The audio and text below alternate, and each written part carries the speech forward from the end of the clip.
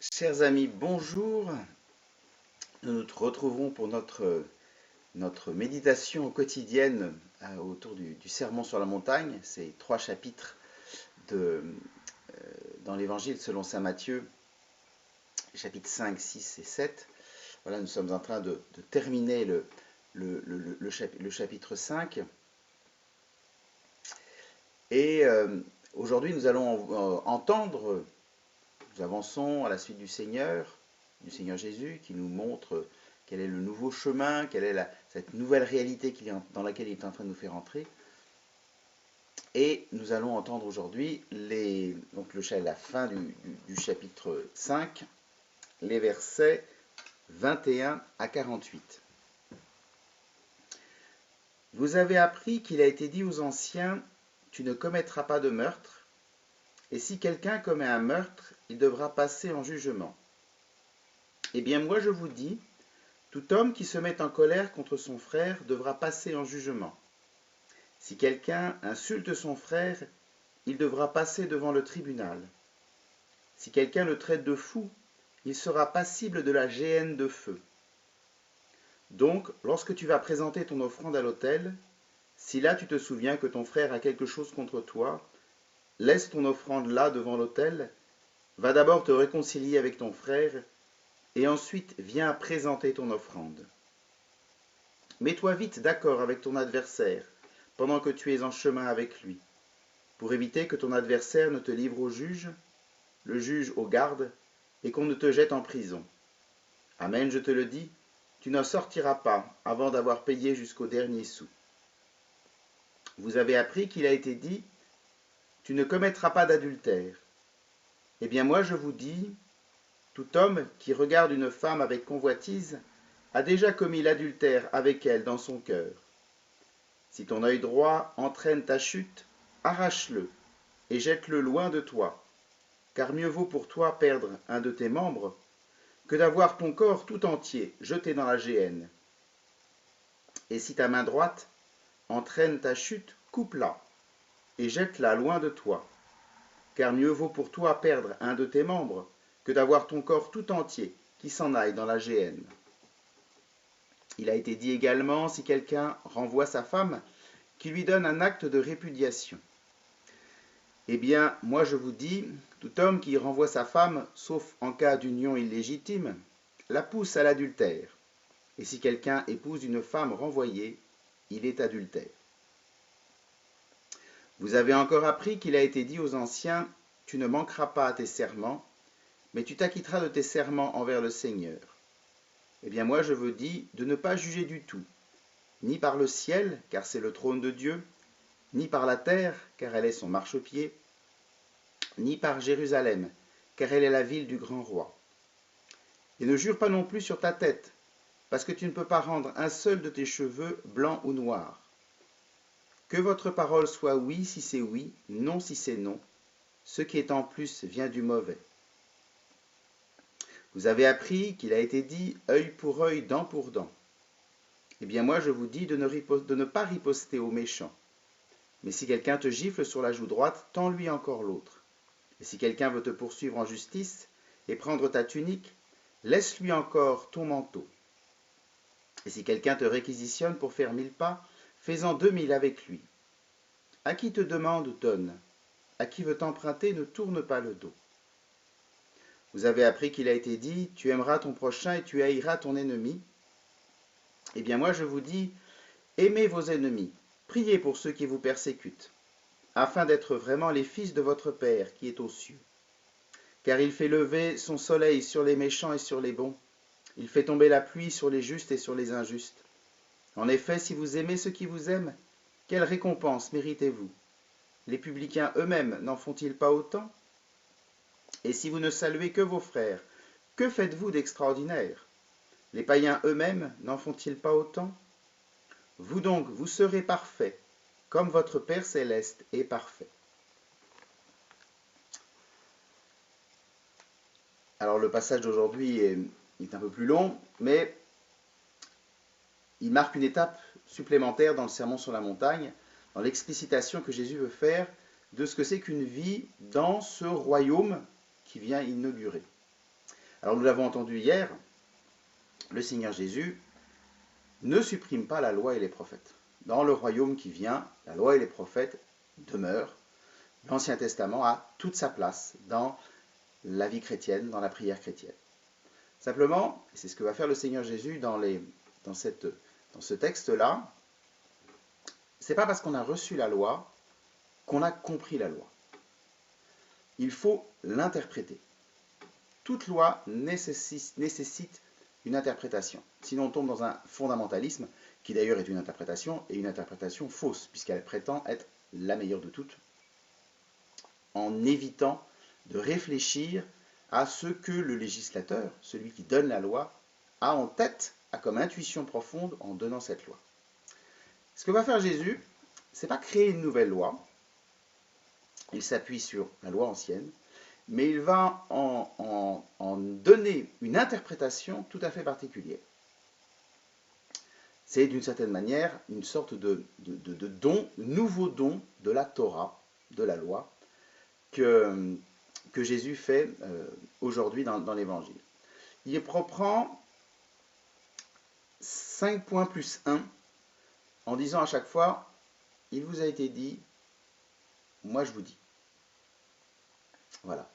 C'est pour bien marquer que d'autres ont interprété avant lui,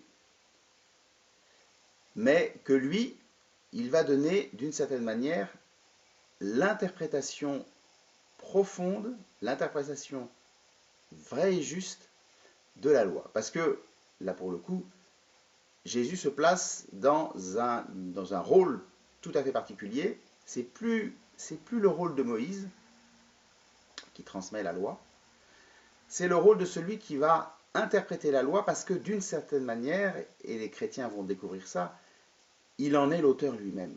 Il connaît la loi parce qu'il en est la source lui-même. Et donc son interprétation, elle est ancrée dans le fait que Jésus connaît, vit de la source de la loi, c'est-à-dire qu'il connaît le Père, c'est-à-dire qu'il connaît intimement, profondément le Père. Et donc son interprétation, elle est appuyée sur le fait qu'il connaît à l'intérieur de lui-même la relation au Père de manière absolument une et unique, auquel aucun d'entre nous ne peut penser avoir accès. Jésus va prendre ainsi 5 plus 1 points en disant à chaque fois, il vous a été dit, et il y a une interprétation sur cette façon de voir les choses, moi je vous dis. Les 5 plus 1, on les trouve facilement, c'est, vous avez appris qu'il a été dit, tu ne commettras pas de meurtre, vous avez appris qu'il a été dit, tu ne commettras pas d'adultère, vous avez encore appris qu'il a été dit aux anciens, tu ne manqueras pas à tes serments, vous avez appris qu'il a été dit, œil pour œil, dent pour dent, vous avez appris qu'il a été dit, tu aimeras ton prochain. Je vous avais dit 5 plus 1, parce que effectivement, dans la partie, tu ne commettras pas d'adultère, il y a comme une sous-partie sur la question proprement du mariage. Il a été dit également, si quelqu'un renvoie sa femme, qu'il lui donne un acte de répudiation. Donc Jésus va reprendre ces textes-là, et va en donner le sens, va entrer dans le sens profond. De manière étonnante, finalement, l'interprétation qu'on pourrait faire, c'est de dire, bah voilà, on a des bornes de justice assez simples, en disant, bah voilà, on vit la vie en suivant les règles de la loi, et en fait, on peut l'interpréter d'une certaine manière à minima. On fait juste l'application de la loi et pas plus loin. Et Jésus va pousser, en fait, l'interprétation de la loi. Le premier commandement qu'il est l'interdiction du meurtre. Alors on pourrait se dire, bah, de fait, oui, Jésus a raison, on ne tue pas un innocent, c'est pas une bonne idée. Non, non. Et Jésus va plus loin. Il dit, le problème, c'est que l'intention, c'est pas simplement d'interdire le meurtre de l'innocent, c'est d'interdire la violence. D'interdire fondamentalement tout acte qui cherche à nuire à l'autre. On voit que ça va beaucoup plus loin. De même que l'adultère, Jésus va pas simplement interdire le fait que bah, c'est pas une bonne idée de prendre la femme d'un autre. Il va aller jusqu'à dire qu'en fait tout regard, tout désir de captation, et en fait avec ça on dépasse même l'adultère simple, tout désir de captation, tout désir de vouloir prendre ce qui est le bien de l'autre pour moi, tous ces désirs de vouloir capter pour moi, que ce soit dans l'ordre des sentiments Mais même dans l'ordre, en fait, dans l'ordre aussi de la, des biens à avoir, ce désir de captation, il est mauvais en soi. On retrouve un peu d'une certaine manière avec ces deux choses-là, ce qu'on appelle les passions, que saint Thomas d'Aquin appelle les passions, c'est-à-dire l'irascible et le concupiscible. Voilà, il y a ce que je rejette et ce que je veux pour moi. Et bien, le Seigneur Jésus nous montre que ces passions-là sont ni bonnes ni mauvaises, mais elles ont à orienter profondément pour essayer d'entrer dans une attitude de plus grande attention à l'autre. Voilà. Et donc, sur la question de l'adultère, le Seigneur Jésus va même aller plus loin en disant, évidemment, si le but c'est de ne pas capter la femme de l'autre, ben, c'est aussi que la femme qu'on reçoit, la femme qu'on a épousée, on entre dans une fidélité radicale, dans une fidélité où finalement, ce que le Seigneur Jésus va poser, mais dont il va parler un peu plus tard, un peu plus longuement, en s'appuyant sur le récit de la Genèse. Donc je ne vais pas m'attarder sur ce point-là, qui m'amènerait sur des trucs plus longs. Les trois autres qui suivent, le fait de tenir ses serments, d'acquitter ses serments, le Seigneur Jésus va pousser ça en disant finalement notre parole, notre capacité à dire les choses, elle est ses serments à chaque fois. Finalement, c'est pas que nous avons à acquitter nos serments, c'est qu'à chaque fois qu'on dit quelque chose et qu'on promet, nos paroles engagent et nous engagent. Et donc, il faut être attentif à ce qu'on dit. On ne dit pas les choses comme ça, par hasard, ou on dit un truc, et au final on dit oh, c'était une blague, ou c'était une façon de parler, ou voilà. Nos paroles nous engagent. Voilà. Ce que nous disons et ce que nous exprimons, en fait, doit être en correspondance avec ce qui est au fond de nous. Voilà. C'est une espèce d'exigence, de cohérence et d'unité. Voilà. Et donc c'est là où ça nous mène. Œil pour œil, dent pour dent. Ça c'est très intéressant, c'est que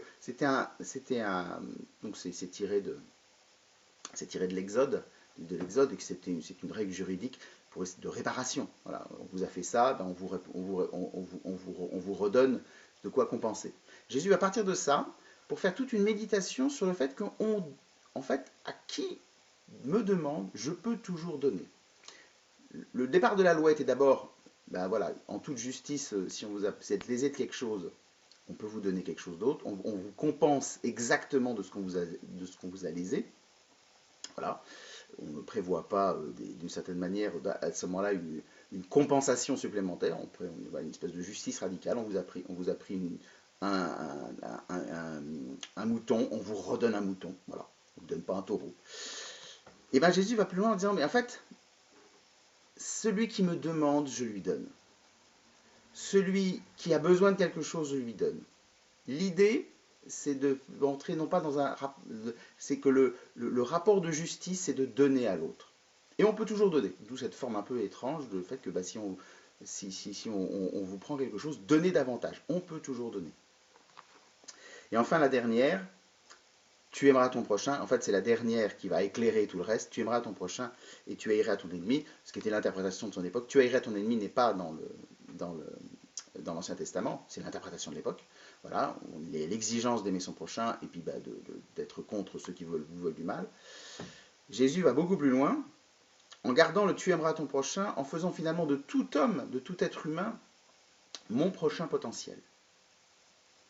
Celui auquel je suis appelé à être attentif et bienveillant. En fait, on voit bien que ça éclaire tout, cet amour du prochain, penser non pas comme une attitude de respect vis-à-vis de ceux qui sont là, mais rechercher le bien de ceux qui sont autour de moi, même s'ils ne sont pas de ma famille, de mon pays, de ma religion, c'est le bout, l'extrémité de cette intuition de la loi, et c'est là où Jésus va nous amener. En fait, c'est parce que la loi veut nous faire ressembler à Dieu. La loi est un guide pour nous faire ressembler à Dieu. Donc c'est là où Jésus révèle l'intuition fondamentale de la loi qui est donnée. La loi ne consiste pas à essayer de faire les choses pour que bon, chacun chez soi ait Dieu pour tous, et voilà, et les vaches seront bien gardées. Ça, c'est une vision beaucoup trop limitée de la loi. Ce que Jésus nous dit, c'est que vivre des exigences de la loi et des prophètes, l'intuition profonde qui est de la loi et des prophètes, c'est fondamentalement de nous faire vivre comme Dieu vit, de nous faire ressembler à cette générosité de Dieu qui donne la vie et qui pardonne et qui se fait proche et qui se fait le proche de tout homme pour l'aider. Voilà. D'où la conclusion qui est une reprise en fait là aussi d'un texte de l'Ancien Testament. C'est Dieu qui parle et qui dit à Moïse, ainsi vous serez saints comme moi, donc c'est Dieu, je suis saint. Jésus reprend ça en prenant parfait, qui est une autre façon de parler de la sainteté. Vous serez donc parfaits comme votre Père Céleste est parfait.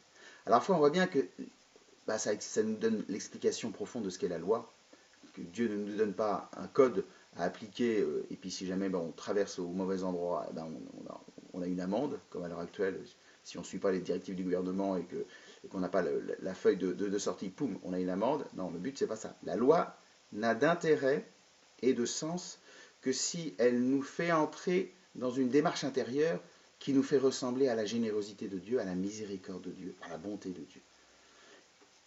Et discrètement, et on va voir ça dans la suite, Jésus va mettre en place un élément tout à fait nouveau dans ce discours des béatitudes, ce royaume de Dieu qui s'ouvre devant nous, ce royaume qu'il veut pour nous. Il a comme point central, comme réalité première, comme finalement définition même, un rapport nouveau et tout à fait particulier de notre relation à Dieu. Un Dieu qui n'est pas d'abord le maître de la loi, enfin le maître qui donne la loi plutôt, le Seigneur législateur, mais un Dieu qui se présente comme Père. Et ça, nous le verrons demain, un peu plus loin, que cette façon dont Dieu veut se révéler comme Père, ça va être la clé intérieure pour comprendre ce royaume de Dieu qui vient. Voilà, j'espère que mes petites explications vont vous aider à découvrir un peu plus ce beau texte du sermon sur la montagne. Voilà, cet après-midi, en privé, je célébrerai avec les consacrés de l'Institut Magdalena Olina la messe. Voilà, nous prierons comme à chaque fois pour vous, que nous porterons dans la prière. Nous essayons de transmettre les vidéos au moins des grandes messes, les messes du dimanche par exemple. Ça marche plus ou moins bien, mais voilà. Mais vous avez sur la paroisse Saint-Vincent-de-Paul la diffusion en direct des messes du jour. C'est une façon ainsi de prier. Voilà, je prie pour chacun d'entre vous. À un moment où on se demande combien de temps on va rester confiné. Voilà. Prenons notre mal en patience et profitons-en pour justement chercher intérieurement cette présence du Père en nous. Cette présence du Père qui se manifeste comme celui qui veut donner en abondance et en surabondance. Renouvelons notre confiance, notre foi, notre espérance et notre charité. Renouvelons notre désir de vivre de Dieu, car c'est cela pour nous, la vie chrétienne. Voilà, que le Seigneur Tout-Puissant vous bénisse et à demain.